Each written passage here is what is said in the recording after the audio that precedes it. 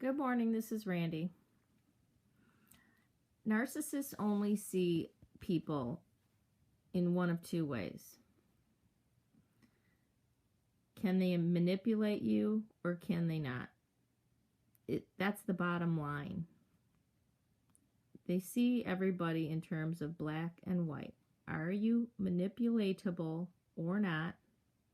In other words, for a visual, are you looking like a big juicy steak that they can bite into, cut, chop up, mutilate, consume, spit out whenever they want?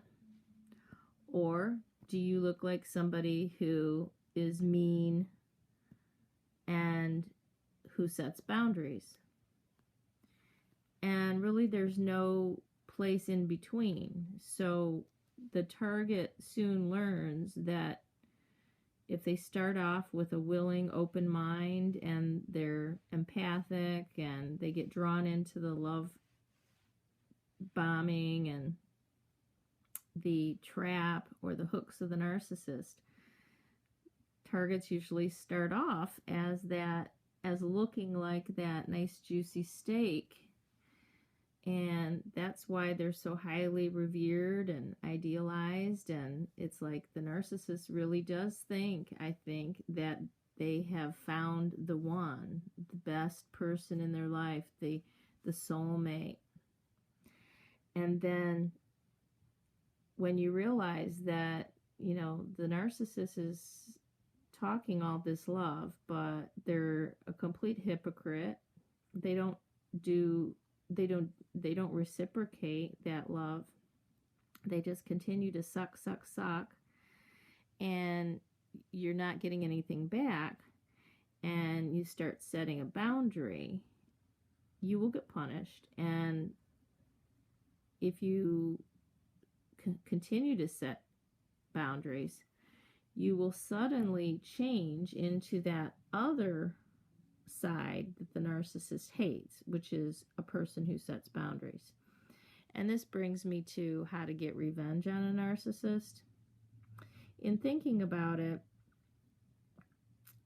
the best revenge to really get on a narcissist is to set your own boundaries and set them firm and maintain them. And if that means no contact, then that's what that means. Narcissists hate when other people set a boundary, though, and they do not respect people that set boundaries. They don't want any boundaries set on them. They're entitled, and from their perspective, anybody who sets boundaries is a bitch or a bastard or a prick.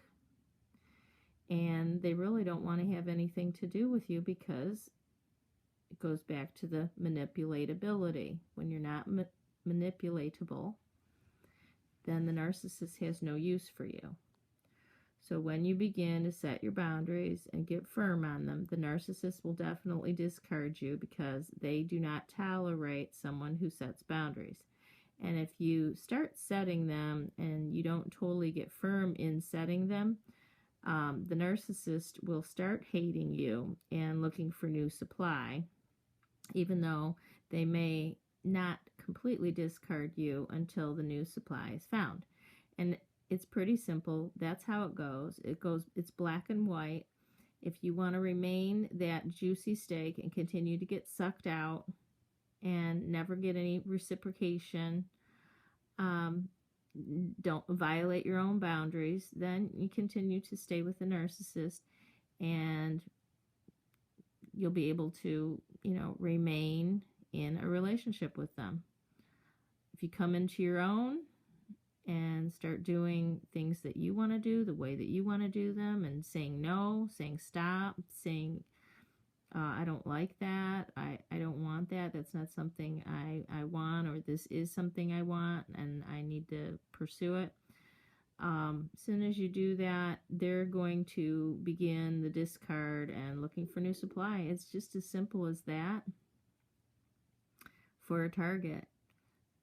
And it's a hard lesson to learn because what you would want to do is start off a relationship being open, loving, and you don't realize that you're appearing to be this piece of meat that is going to be manipulated or willing to be that, but it's just usually a slow and gradual process that they eat at your values and kind of over time make you question your own boundaries and whether or not your values are good, and try to get you to change your values.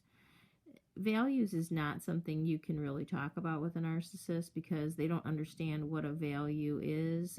They will talk about it in a very superficial way, or they won't want to talk about it at all because there's certain subjects you can't talk about with a narcissist because it makes them very uncomfortable. It's things that they don't understand. They don't understand what integrity means, what honesty means. They don't understand what love means.